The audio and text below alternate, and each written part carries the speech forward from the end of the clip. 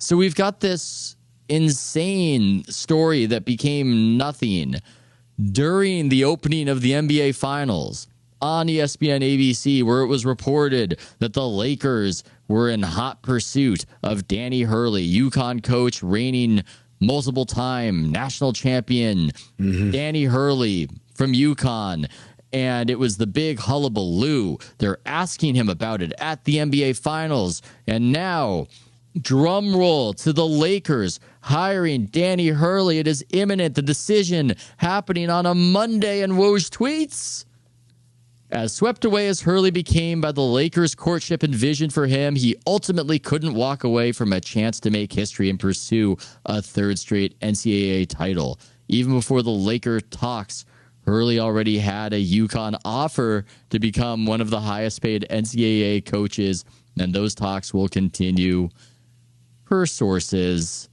The other exposition I'll add is that JJ Redick had been long rumored. Shams Charania of The Athletic had reported on that. This big-footed it all, that Danny Hurley was to happen. So, Amin, what the hell is happening here? What was this?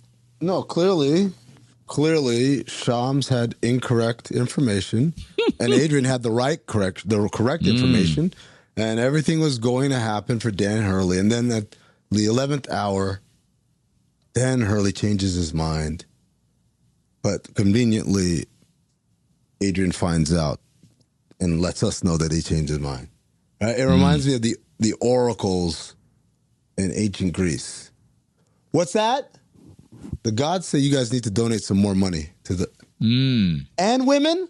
Well, Zeus, what guys horny, man. I don't like it's when you position yourself as the holder, the purveyor of the breaking transaction. I refuse to call it news because it's not news. The breaking transaction. Then infallibility is almost compulsory. I can never get it wrong. It just changes, and I'll let you know when it changes, right? And if one were to believe that everything was sincere and on the up and up, there should be room for that, right? I could be told right now, I could get a call right now from Brad Stevens saying, Amin, I talked to Joe. We're deciding we're going to bench Derek White and start Kristaps Porzingis in his stead. Not Horford. We need Horford, and we're going to go two bigs.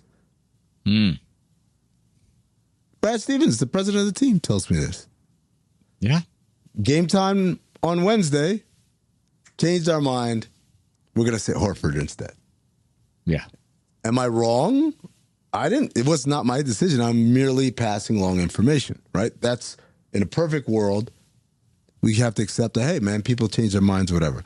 Problem is we don't live in a perfect world. We live in a world where there are multiple agendas at play and where people are fighting over real estate that is tenuous and amorphous, and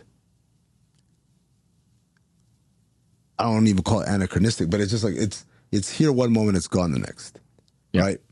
Which is, drop the so-and-so bomb of the... This is not real estate. This isn't like corners for drug dealers in The Wire, right? It's a world of ephemeral conquest. Ephemeral, that's the word I was looking for, yes. So, you know that you start with, when Ethan and I and other people in the industry are talking about these characters, understand, no disrespect to you, the listener or the viewer or whatever, we're not sitting on our couch and saying, I bet he really doesn't like that guy. Like, we know these things. Yeah. We know these things. We know these people. We've interacted with them. We've interacted with their surrounding. We're not guessing based on circumstantial evidence. We know things about these people's personalities. And one of the things that we know is that Adrian hates to get scooped, as do I guess all transaction breakers, right? But Adrian really hates to get scooped on shit that should have been his. Example. 2016? 2015, 2016, 2015, 2014, excuse me. When was it? No, I'm tripping. Whenever Gordon Hayward the famous Hayward signed with thing. the Celtics, Chris Haynes reports Gordon Hayward going to be a Boston Celtic. Adrian Wojnarowski comes out with a report that can only be called retaliatory. Mind you, they're both working at the same company at the time, I believe. Right? Yeah. Chris is still at ESPN.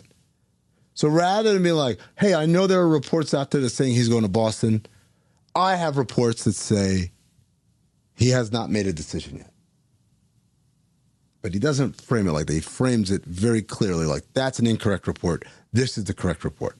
Now, everyone behind the scenes, as is the case a lot of times during free agency, we all knew it's real. The guy's going to Boston. It's done. Yeah. It's done. Now, there might be some other agendas of like, hey, there are other things that need to happen first before that news is out, and that news got out prematurely. But either way, the news is not incorrect. And you might say, well, I mean, what's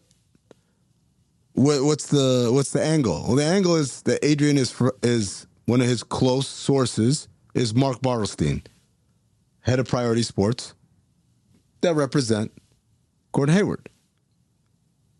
So, for whatever reason, whether it is in service to Mark Bartelstein or Gordon Hayward or some other team that thought it was in the mix and needed to keep that illusion going, whatever, Adrian makes this thing an antagonistic thing as opposed to this, I'm hearing different stuff. Example 2. And by the way, I'm only going to go with the public. I know of other examples of this that are not public that I won't say. I always do this from a place of, you guys can look it up yourself. I'm not going to break news here. I'm going to actual news, because news is stuff that you wouldn't know if I didn't tell you, not stuff that's going to happen anyway.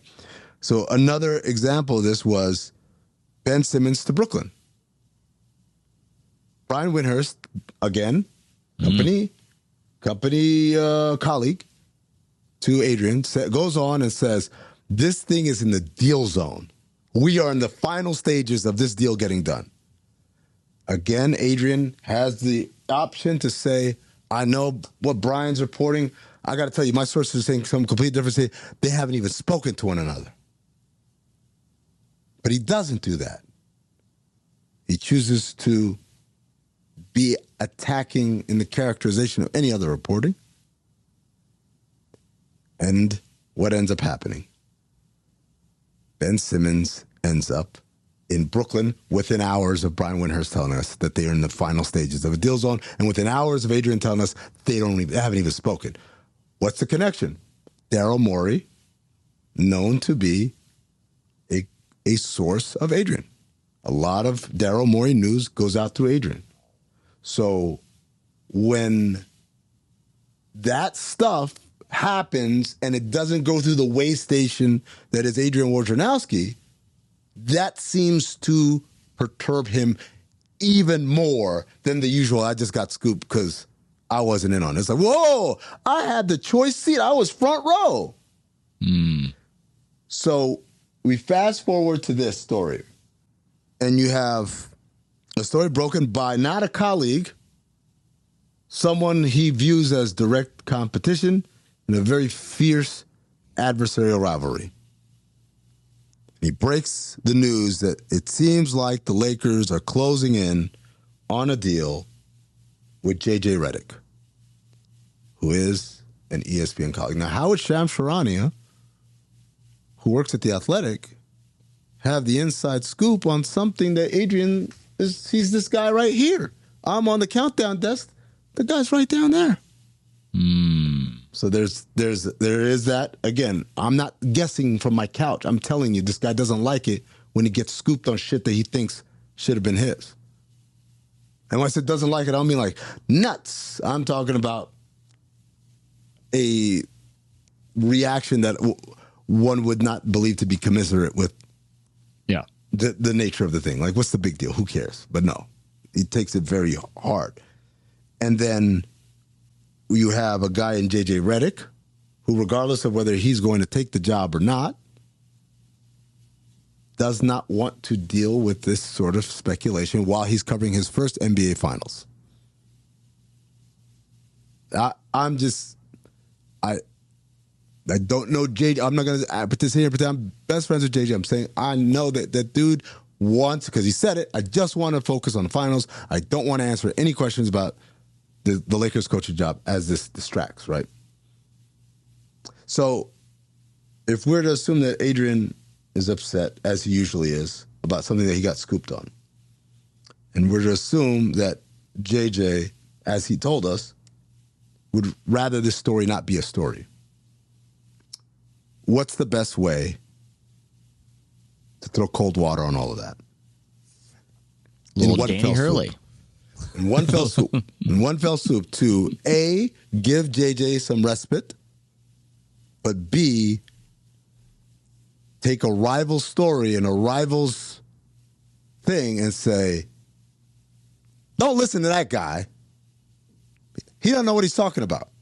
Don't listen to Chris Haynes. They still haven't made a decision whether Gordon Hayward's going. Don't listen to Brian Windhurst. They haven't even spoken to Sixers and the Nets. Don't listen to Shams Charania. They're not looking at JJ. They're looking at Danny Hurley.